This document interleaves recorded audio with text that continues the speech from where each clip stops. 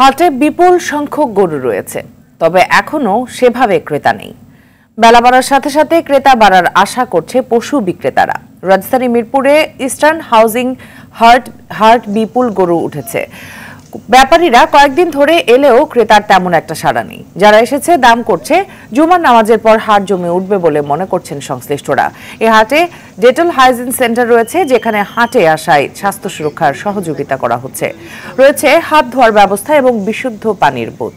নগদের কাছে সব গ্রাহকই প্রিয়, তাই তো সারা দেশে ক্যাশ আউট চার্জ সবচেয়ে কম।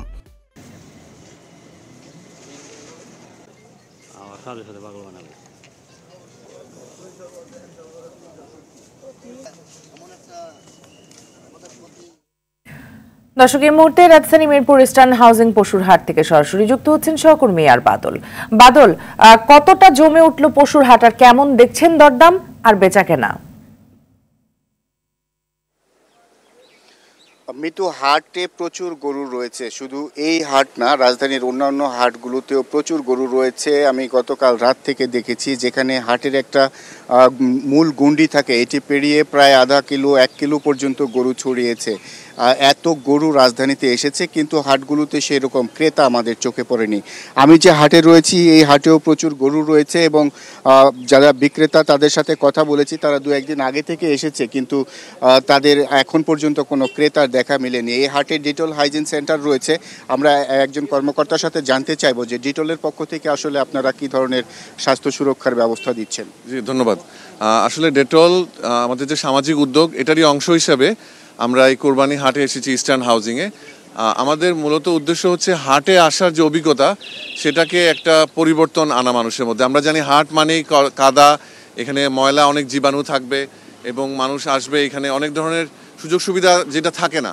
তো আমরা ডেটল থেকে উদ্যোগ নিয়েছি। আমরা জানেন আপনারা, আমরা বইমেলায় আমরা হাইজিন পার্টনার হিসেবে কাজ করি। আমরা সিটি কর্পোরেশন এবং আরটিভিকে সাথে নিয়ে এই হাটে আসছি, যাতে করে মানুষজন হাটে আসে তাদেরকে আমরা সচেতন করতে পারি। আমরা তাদের জন্য খাবার পানির ব্যবস্থা রেখেছি। হাত ধোয়াটা একটা গুরুত্বপূর্ণ একটা ব্যাপার। আমরা এখানে হাত ধোয়া রেখেছি।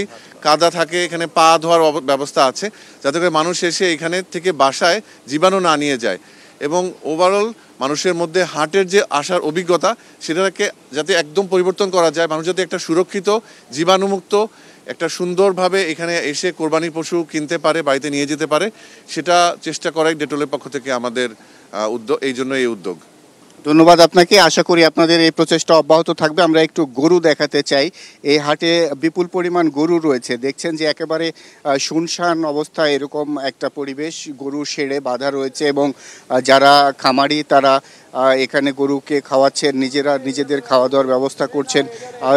2-1 জন ক্রেতা আমরা দেখেছি যে এই হাটে এসেছে, কিন্তু দেখছেন যে এখানে গরুর পাশাপাশি যারা ব্যবসায়ী তারা নির্বিকার বসে রয়েছে, কোনো ক্রেতা নেই এই হাটে। অনেকেই 2 দিন 3 দিন হলো এসেছে এবং এখানে একজন খামারির সাথে কথা বলতে চাই। আপনার কোন গরুগুলো? আমাদের এখানে যে 16টা আছে। 16টা আছে। আচ্ছা, কবে এসেছেন এবং কোনো ক্রেতা সারা পাচ্ছেন কিনা? আমরা সোমবারে আসছি রাতে, বুঝছেন, কিন্তু ক্রেতা পাচ্ছি না। দাম এত টাকা খরচ, কিন্তু মূল্যবান বাজার পাচ্ছি না আমরা। আচ্ছা, এই যে এই গরুটা, এটার প্রাইস কিরকম? এটার প্রাইস 3,40,000 চাচ্ছি। দাম বলছে যে 2 লাখের নিচে, 2 লাখের উপরে। তাহলে আমরা কেমন করে বাঁচবো? আচ্ছা, এরকম হওয়ার কারণ কি? হাটে এখনো পর্যন্ত এরকম হওয়ার, আমরা খরচ করছি প্রচুর। একটা গরু কিনছি 3 লাখ টাকা পড়ছে, সেখানে বলছে 2 লাখ 2.5 লাখ টাকা। তাহলে আমরা বাঁচবো কেমন করে? ধন্যবাদ আপনাকে। শুনছিলেন একজন গরু বিক্রেতার কথা। আসলে এইরকমই অন্যান্য হাটগুলোতেও প্রায় একই রকম, এখনো ক্রেতা আসেনি এবং হাট জমে ওঠেনি।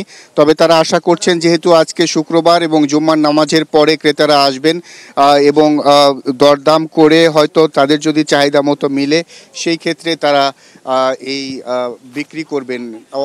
না হলে তারা একরকম হতাশার মধ্যে দিয়ে যাবেন, এরকমটি তারা মনে করছেন। তো আপাতত এই ছিল আমার কাছে ইস্টার্ন হাউজিং গরুর হাট থেকে সর্বশেষ খবর। পরের সংবাদে আবারও যুক্ত হব। মিতু। বাদল, ধন্যবাদ আপনাকে।